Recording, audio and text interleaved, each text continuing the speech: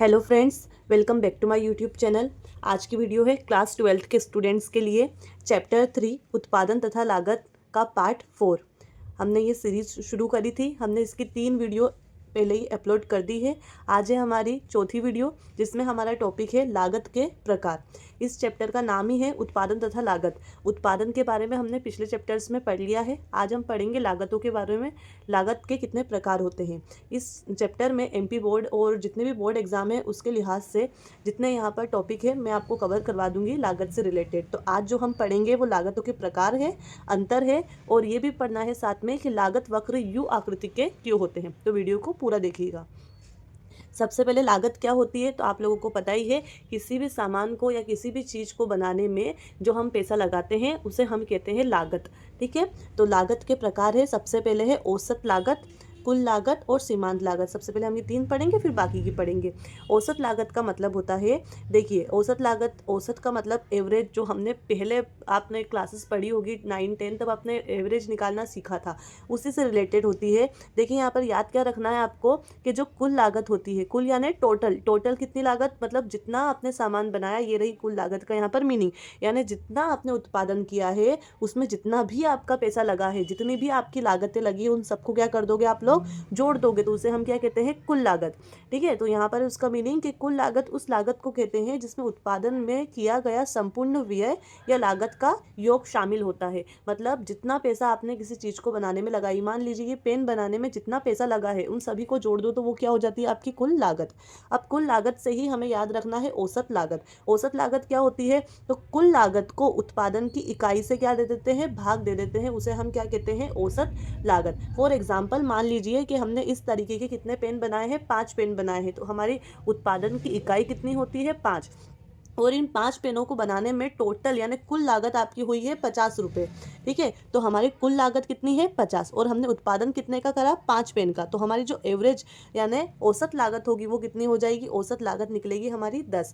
तो कैसे निकाला हमने, उत्पादन की कुल लागत को उत्पादन की इकाई से भाग दिया जाता है, तो उसे हम कहते हैं औसत लागत। यहाँ पर उसका फॉर्मूला है average cost equals to total cost upon जितनी भी मात्रा है यानी क्वांटिटी है उसे डिवाइड दे दो। फिर हम बात करते हैं सीमांत लागत। देखिए सीमांत का मतलब ही क्या होता है, सीमा का अंत। मैंने पिछली वीडियोस में उपयोगिता के प्रकार पढ़ाए थे, उसमें मैंने आपको पढ़ाया था सीमांत उपयोगिता। अगर किसी ने वीडियो नहीं देखी है तो प्लेलिस्ट पर वीडियो डली हुई है, आप वहाँ देखिएगा।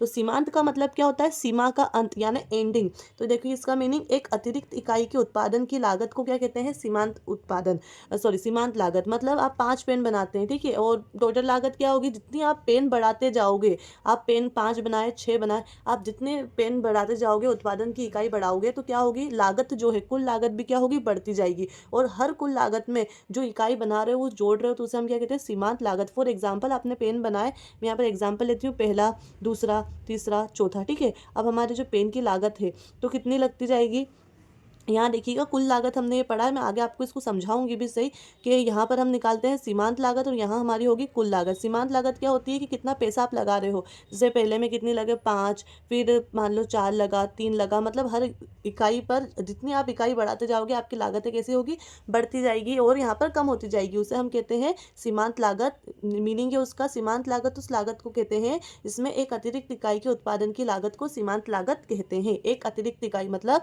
एक से ज़्यादा इकाई का उत्पादन करने पर जो लागत लगती है उसे हम क्या कहते हैं, सीमांत लागत। चलिए, और इसका फॉर्मूला है मार्जिनल कॉस्ट इक्वल्स टू, ये इसका ये डेल्टा होता है, इसका मतलब होता है परिवर्तन, किसमें, टोटल कॉस्ट में परिवर्तन और क्वांटिटी में परिवर्तन। मतलब मान लीजिए पहली लागत हमारी टोटल थी 10, ठीक है, अब हो गई 11, अब हो गई 15, क्योंकि कुल लागत हमेशा बढ़ती जाती है। अब देखिए 10 और 11 के बीच का डिफरेंस कितना है, 1। 11 और 15 के बीच का डिफरेंस कितना है, 4। तो ये जो लागतें हैं इन्हें हम क्या कहते हैं, सीमांत लागत। तो ये हो गई हमारी 3 लागत। नेक्स्ट है हमारी परिवर्तनशील लागत और स्थिर लागत।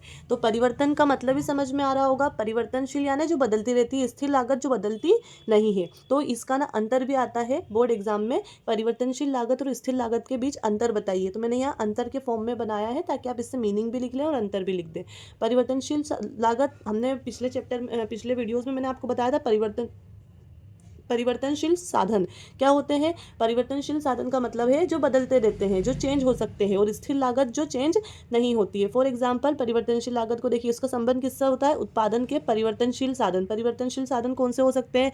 श्रम हो सकता है, श्रम को हम बदल सकते हैं, ठीक है। ये हमारा क्या होता है? परिवर्तनशील साधन। तो परिवर्तनशील लागत क्या होती है? उत्पादन के परिवर्तनशील साधन से जो लागत प्राप्त होती है उसे हम क्या कहते हैं? परिवर्तनशील लागत, ठीक है। स्थिर लागत क्या होती है? उत्पादन के स्थिर साधन से जो हमें लागत प्राप्त होती है उसे हम क्या कहते हैं? स्थिर लागत। ये क्या होती है? स्थिर, देखिए भूमि, भवन, इन सब की जो लागतें होती है उसे हम स्थिर लागत कहते हैं। और परिवर्तनशील लागत क्या होती है? श्रम की और कच्चे माल को खरीदने की, और ये सारी लागतें होती है उसे परिवर्तनशील लागत कहते हैं।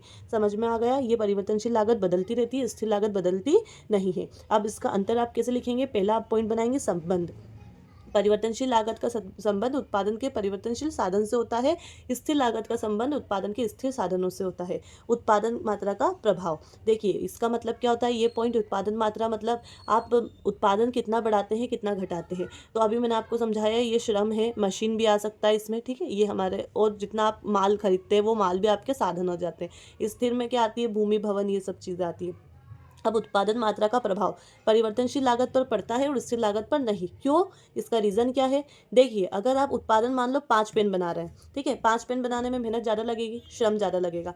अगर आपने उत्पादन कम कर दिया, मान लीजिए 4 कर दिया, तो मेहनत कम लगेगी, ठीक है। और अगर आपने उत्पादन बढ़ा दिया तो मेहनत क्या होगी? ज़्यादा लगेगी। तो ये क्या होती है? इन पर उत्पादन की मात्रा का प्रभाव पड़ता है। अगर उत्पादन की मात्रा कम है तो लागत क्या हो जाएगी? कम। अगर उत्पादन की मात्रा बढ़ जाएगी तो लागत क्या हो जाएगी? बढ़ जाएगी। अब स्थिर लागत क्या होती है?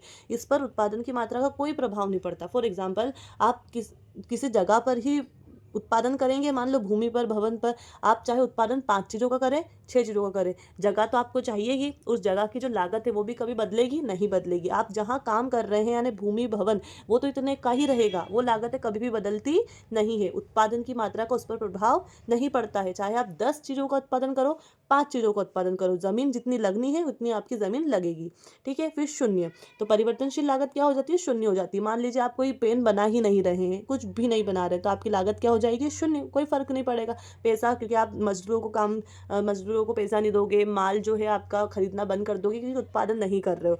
तो यहाँ क्या हो जाती है? शून्य हो सकती है, लेकिन स्थिर लागत कभी भी शून्य नहीं। क्यों? क्योंकि ज़मीन का जो चीज़ें होती है वो तो लगती ही लगती है। भूमि, भवन आप ऐसा थोड़ी ना बेच दोगे फिर खरीद लोगे, फिर बेच दोगे, ऐसा होता है क्या? भूमि और भवन तो एक बार खरीदे जाते हैं। तो ये हो गई आपकी परिवर्तनशील और स्थिर लागत। नेक्स्ट है आपकी अवसर लागत। अवसर लागत तो बहुत इजी है। खोए हुए अवसर या वैकल्पिक अवसर की लागत क्या कहते हैं?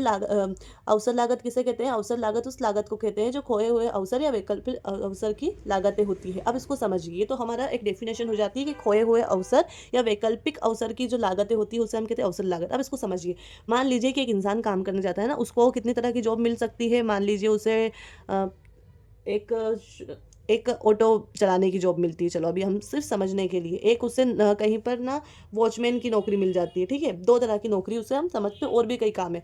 तो अगर वो ऑटो चलाने जाएगा तो वॉचमैन की नौकरी उसे छोड़नी पड़ेगी।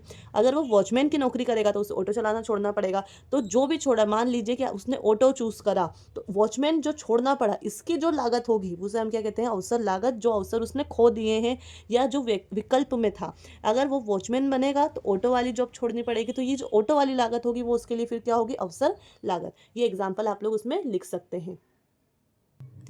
तो इस तरीके से सारी लागतें हो गई। अब मेन इंपॉर्टेंट क्वेश्चन जो आता है वो आता है, लागत वक्र यू आकृति के क्यों होते हैं?